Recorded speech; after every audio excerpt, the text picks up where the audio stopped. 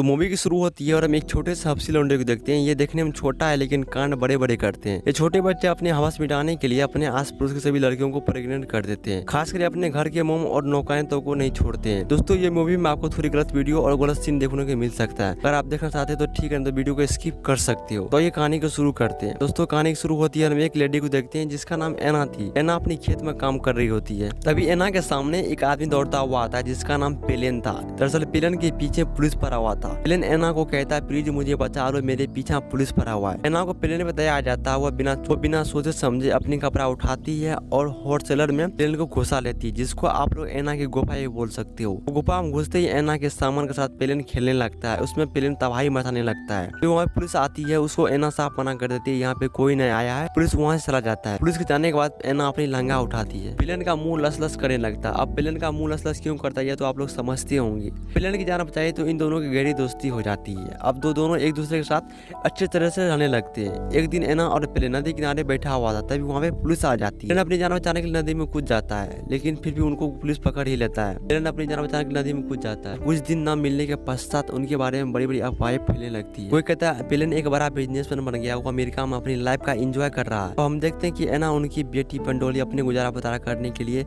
Market में सामान बेच रही थी। सामान बेचने के दौरान पंडोली को एक लड़का से प्यार हो जाता है जो कि रेलवे स्टेशन में काम करता था। अब एना भी एक लड़का से प्यार करती है जो कि जर्मन में रहने वाला था और होटल में काम करता था। अब इन दोनों की तबाही मचाने से यानी पलंग तोड़ने से एक छोटा सा चुन्नू मुन्नू जन्म लेता है, जो कि जन्म लेते ही ये बहुत रो रहा था। वो चुप ही नहीं हो रहा था। उनकी मोम उनसे एक शर्त रखती है, अगर तुम बड़ा हो जाओगे तो तुम्हारे बर्थडे पार्टी पे तुमको एक टिंडम देंगे। ये वही बच्चा है जो आगे चलकर तबाही मचाने वाला है। इतने सुनते वो बच्चा चुप हो जाता है। 3 साल बाद उनका जन्मदिन आता है। वो अपने जन्मदिन की खुशी पे वो लड़का मायूस पड़ा हुआ था, क्योंकि उनके बर्थडे पार्टी पे सभी लोग शराब पीकर और नंगा डांस कर रहे थे। ये उनको अच्छा नहीं लगता है, इसलिए वो अपनी जान देने के लिए छत से कूद जाता है। छत से कूदने के बाद वो लड़का अब हमेशा के लिए बोना ही रह जाता है। उनके बर्थडे पार्टी पे उनकी मम टिंडम दी थी और टिंडम को अपने साथ ही रखता है और जहाँ भी जाता है वो अपने टिंडम को साथ ही ले जाता है। और कोई उनसे टिंडम छीनने के प्रयास करता है तो इतना जोर चिल्लाता है जहाँ की आस पास की कांच टूटने लगती है। उनकी आवाज से आस पड़ोस की चीजें टूटने फूटने लगती है। ये देखकर सभी लोग हैरान थे। सीन थोड़ी कट होती है और हम अक्सर को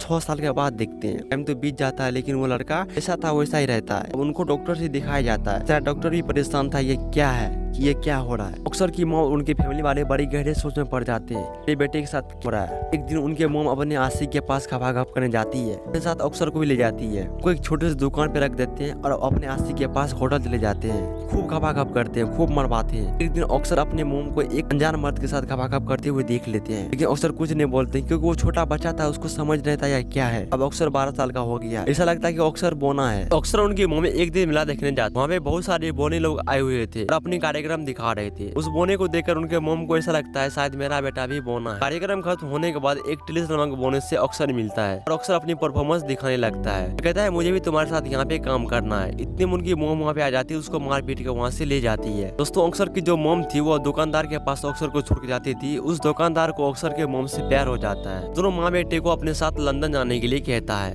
अक्सर की मोम साफ मना कर देती है, हम लंदन नहीं जा सकते हैं। बीतता जाता है। एक दिन सब प्रेग्नेंट हो चुकी थी। पेट में 6 महीने का बच्चा था। उसको जब पता चलता है कि वो घबरा जाती है। उसको जब मालूम पड़ता है मेरे पेट में 6 महीना का बच्चा है तो वो घबरा जाती है और टेंशन में आ जाती है। इससे नुकसान ये होता है उसके सामने जो ढेर सारी मछलियाँ पड़ी हुई थी वो मछलियाँ खाने लगती है कि मछली से उनको काफी ज्यादा घिन आती थी, लेकिन फिर वो मछली खा ली। आगे जब उनके पति को मालूम पड़ता है एग्नेस प्रेग्नेंट है, उसको कोई फर्क नहीं पड़ता है, कोई गम नहीं है किसका बच्चा है नहीं है। वो चाहता था मेरी पत्नी हमेशा खुश रहे, लेकिन अक्सर के जन्म लेती है उनकी माँ बहुत टेंशन और दुख में थी, इसलिए वो बच्चा पैदा करना नहीं चाहती। 10 दिन बाद एग्नेस की मौत हो जाती है। अब अक्सर अकेला पड़ गया था। वो अपना टूटा ड्रम लेकर इधर से उधर भौंक रहा था। वो चाहता था कोई मेरा टूटा ड्रम ठीक कर दे। ये उस समय की बात है जिस समय स्टापिस पोलैंड पे कुछ युद्ध छिड़ गया था। युद्ध में जर्मन लोग अटैक किया था। ये काफी डेंजर अटैक था, इसमें काफी लोग की जान भी चली गई थी। इसमें एक जैन भी था। अक्सर किसी भी तरह से इस हमले से बच जाता। अब कुछ दिन बाद की कहानी जानते हैं जिसमें अल्फर्ट नाम के आदमी को देखते हैं जो कि एक लड़की को काम पे रखी हुई थी। यह लड़की 2 काम करती थी। पहला, एक तो अल्फर्ट का पूरा काम कर देती,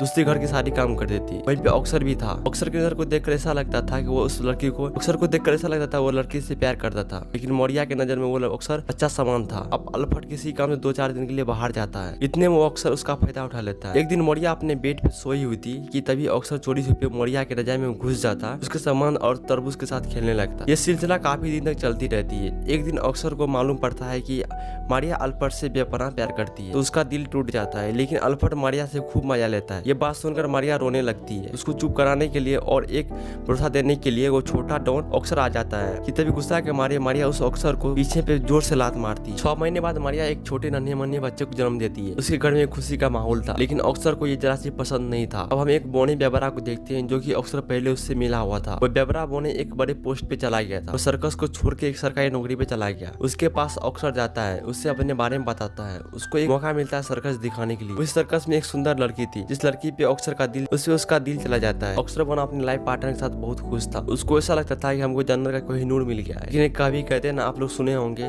भगवान जब देता है तो छप्पर फाड़ के देता है, जब लेता है तो कान फाड़ के। इसी प्रकार की ये बोने ऑक्सर के साथ हुआ। वो एंजॉय करते करते अपनी सफर की ओर चल रहा था। ये अचानक जर्मन शेप उस पर हमला कर देते हैं। इस हमले में ऑक्सर की गर्लफ्रेंड मारी जाती है, जिससे ऑक्सर को बहुत बुरा हाल हो जाता है और मूवी यहीं पे एंड हो जाती है।